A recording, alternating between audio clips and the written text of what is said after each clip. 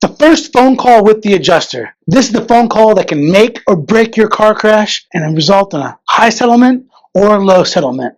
Let's break it down. Anyone that's been in an accident knows what I'm talking about. That first phone call from the other insurance company's adjuster, the one that hit you, the one that caused the accident. And everyone always gets some butterflies in their stomach. And how am I going to talk with them? So let's break it down, what to do, how to prepare. Number one, if you're watching this video, likely you've been in a car crash, and so can't go back in time, but I'm hoping that you got pictures. I'm hoping that you've got some witness information. I'm hoping you've talked with the other driver, you've exchanged information. I'm hoping you've called the police. I'm hoping the police came and did an accident report. I'm hoping that you have all of those things. Now, if you don't have all of those, that's okay. It's not a deal breaker, but those are the things you generally want to do at the time. If you're watching this video, can't go back in time. I know that.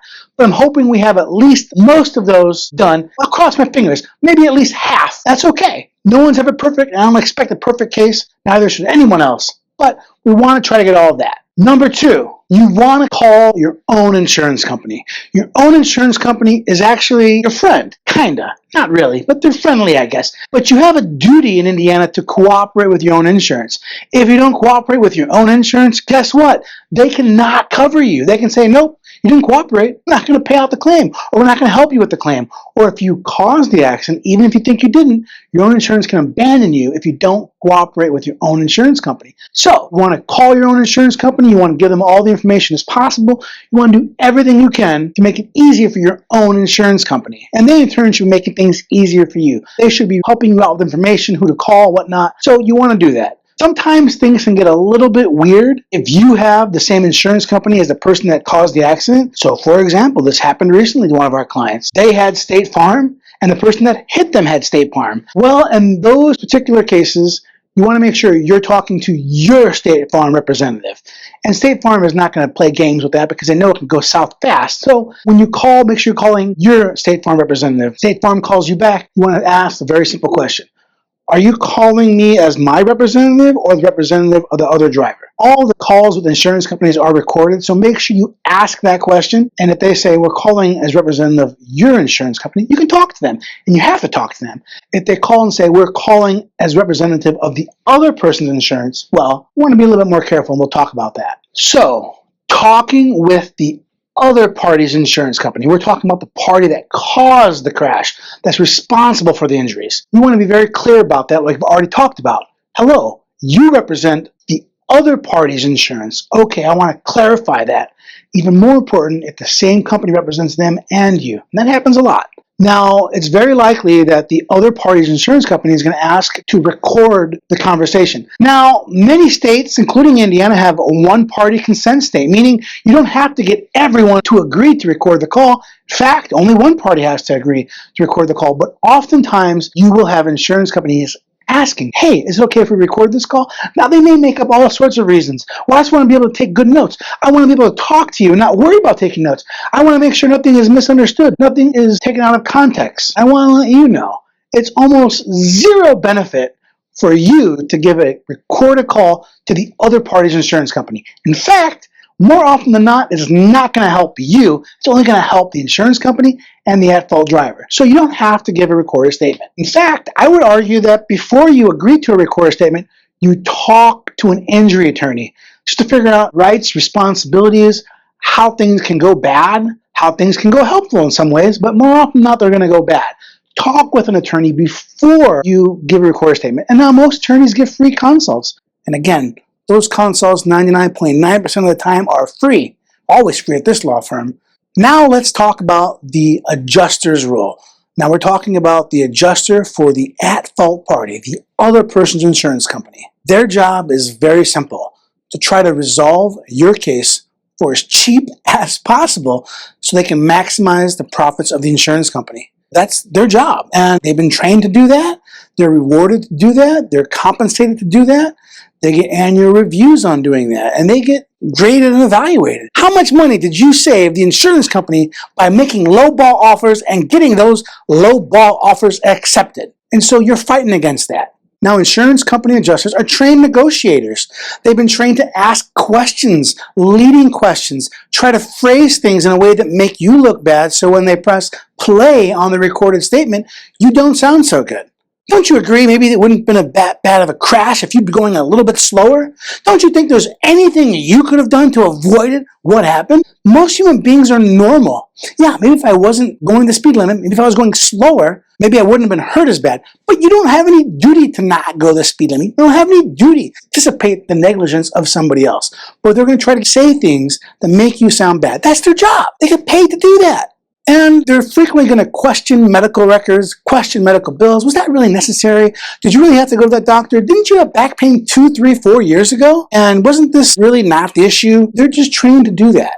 You can't even get mad at an insurance adjuster trying to be cheap with a case. That's like getting mad at the sun for rising in the east or setting in the west. You just don't do it. You can fight back, but you don't get mad at them. You want to stay calm and collected. And if you have to fight against them, get an attorney to do it. But that's what they do. Insurance adjusters use all sorts of dirty tricks to try to minimize the value they pay for your case. The first trick is offer some sort of settlement extremely early in the case. Well, hey, I know you're still going to the doctor's office. You're probably out some money. We feel terrible that you're out some money, missed some work, have some bills. How about we give you $5,000, $6,000, $7,000 and we'll keep paying for your medical treatment? That's a huge trap. Number one, they know that once they paid you for the pain and suffering, no attorney is going to help you. That's it. No attorney is going to take that case and fight for you because there's almost no ability to recover. Number two, they're going to fight you on that medical treatment going forward. My back's still sore. Man, come on. This is 3 months. Really? Your back's so sore for 3 months? You're 40-something years old, sir. You're going to have bad back. You're not a spring chicken anymore. We don't think that's related. And if you've already been paid on the pain and suffering, how are you going to fight them? No attorney is going to take their case to court if there's no way for the attorney to get a recovery on the pain and suffering. It's just for lots of reasons, it's not financially doable for an attorney.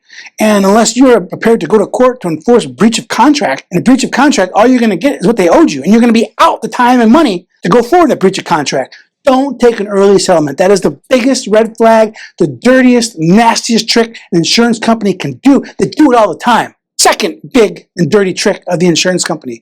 Just going to downplay everything. Oh, come on, man. You were in an accident. You hurt your back. Everyone has a bad back. Didn't you tell me on the first call that you had some back pain 6, 7 years ago? So you can admit you had a bad back. Or if you go to the doctor and you're not making remarkable improvement. Oh, you went to the doctor 3 times, physical therapy? Come on, man. This isn't a free-for-all. You must not be doing what we're supposed to be doing at home.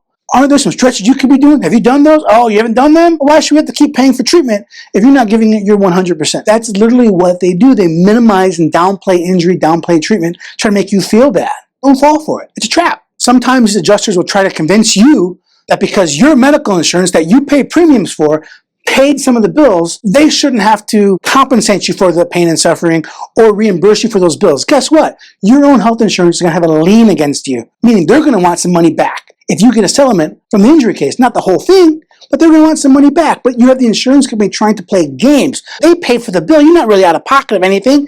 Come on, this case isn't that big. They'll just downplay and try to gaslight you into agreeing that your case isn't that good because your insurance that you pay for paid for some of the bills that you did not agree to. You were in an accident. Now they're mad at you or trying to use the fact that your insurance is paying money. It's just nuts. But that's what they do. They delay, they deny, they make you feel bad. And one of the worst things is try to hide coverage. They'll tell you things that maybe aren't necessarily true. Oh, there's only $25,000 here. Really not a lot of money for it to go around. We have to make this work. Can't pay you maximum value. But they'll hide coverages. They won't be upfront with you about what a coverage is available. Maybe the driver only had $25,000, but maybe the city or the person responsible for the crosswalk, maybe the construction company doing work on the intersection, maybe one of the other drivers who swerved. There's all sorts of other possibilities, but insurance companies downplay insurance coverage to make you think that your case is not only not worth much, but maybe if it is, you're not going to get full value because of low insurance coverage. There's all sorts of dirty tricks they play. Don't fall for any of them. So you might be asking yourself, what can an attorney do for me? What if I don't want to deal with all this? Well, I encourage anyone that is hurt in an automobile crash to at least call an attorney.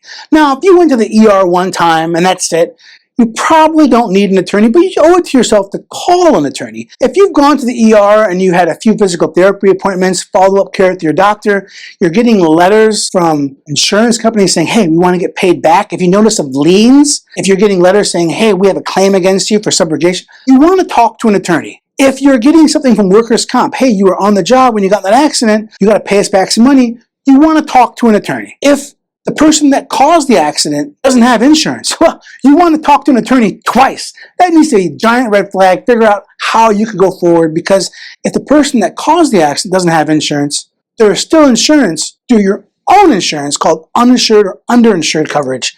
But things can get kind of dicey because your own insurance company becomes kind of the opposing party. And you've already talked to them because you have to cooperate. So they can get kind of mean sometimes. You owe it to yourself to talk to an attorney when there's an uninsured, underinsured situation going forward. And if the adjuster for the opposing party, the at-fault party, is being mean or unreasonable, you know what? Hand that problem to me and my law firm.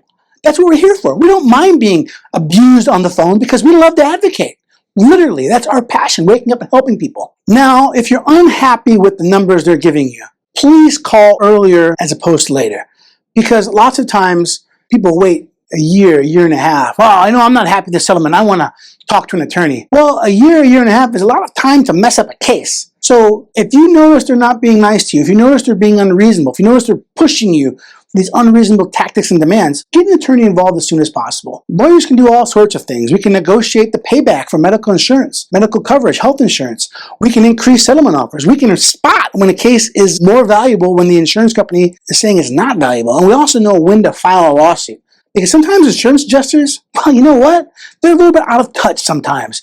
Sometimes you're dealing with an Indiana car crash talking to a Florida insurance adjuster or Nevada or Texas, but the reality is, once you file a lawsuit, you're dealing with an attorney here. And the reality is, attorneys who do these cases, they know the value better than some out-of-state insurance adjuster dealing with 400 claims a year all over the place. Additionally, attorneys help keep things organized and moving along. That's truly one of the amazing benefits. We have an intake process, and the process works. I'm not talking about a cookie-cutter approach. Every case is different, but we have benchmarks, and we know how to keep cases moving forward. And that's essential because you don't want to be sitting around 1, 2, 3, 4 years waiting for a settlement or a day in court. And last but not least, when you have an attorney, it's awesome because when you get in a car crash, you still have to deal with normal, everyday things in life. When you get in a car crash, you're still dealing with the car crash, but also wife, family, jobs, responsibilities, everything you're dealing with normally, plus the added stress of a car crash case. Hand it over to an attorney who can help out with that. The bottom line is, the first call with the insurance adjuster for the at-fault party is one of the most important phone calls a person is going to make in their injury case. Make sure you're prepared for that call. And if they're not treating you right, give your friend Marc Lopez a call. Because here at the Marc Lopez Law Firm, we understand people who've been in car crashes, any kind of injury, are experiencing lots of frustration with the situation they're in. Allow us to turn that frustration into compensation. 317-632-3642.